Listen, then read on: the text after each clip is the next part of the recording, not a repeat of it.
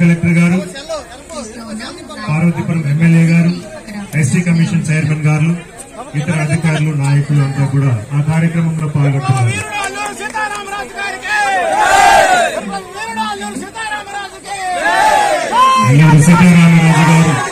నివాళులు అర్పిస్తుంది.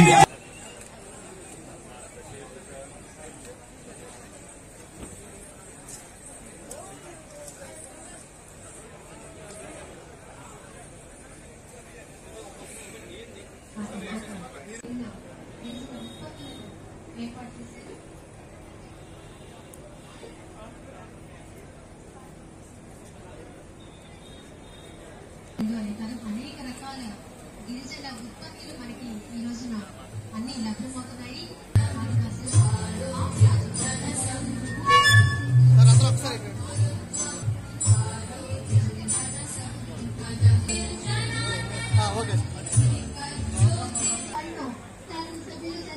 సభ్యులు అందరికి చేస్తున్నారు. అలాగే తల్లికి సారీ గిరిజన సారీ అందిస్తున్నారు. అలాగే ఆరోగ్య సాంప్రదాయాలు ఈ కొరలుండే వ్యక్తులందరూ కూడా గిరిజనులు ఇంకా చాలా ఆదివాసీ దినోత్సవాన్ని జరపాలని ముందుకొచ్చి జీవో నెంబర్ 127 3/8/2018లో రాష్ట్రంలో ప్రతి సంవత్సరం ఆదివాసీ దినోత్సవం జరుపుకోవాలనుకున్నాం, జరిపాం. కానీ ఇటీవల కాలంలో ఇది కూడా జరపకుండా నిలిపేశారు. మళ్లీ ఈ సాంప్రదాయానికి శ్రీకారం చుట్టిన పార్టీ ఎన్డీఏ తెలుగుదేశం పార్టీ అని చెప్పి కూడా నేను మీకు తెలియజేస్తున్నా. ఆవిడ్ని మీరందరూ ఒక స్ఫూర్తిగా తీసుకోవాల్సిన అవసరం ఉంది.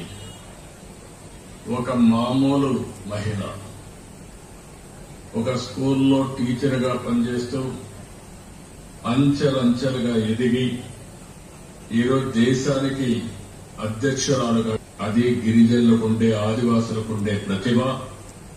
ఆ స్ఫూర్తిని ఆదివాసులందరూ తీసుకుని మీరు కూడా ముందుకు సాగాల్సిందిగా మిమ్మల్ని అందరినీ కోరుతున్నా. ఆదివాసులు అనగానే శౌర్యం, సహజ ప్రతిభ, నైపుణ్యం కలిగిన వ్యక్తులు.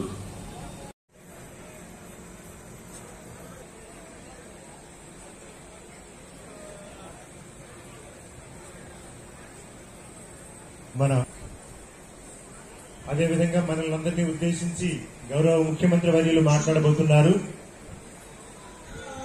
ఆ విజువల్స్ మనం స్టేజ్ పైన ఉన్న స్క్రీన్ లో చూస్తున్నాం. శాసన మండలి సభ్యురాలు పర్వతి పసుమర్తి అనురాధ గారు,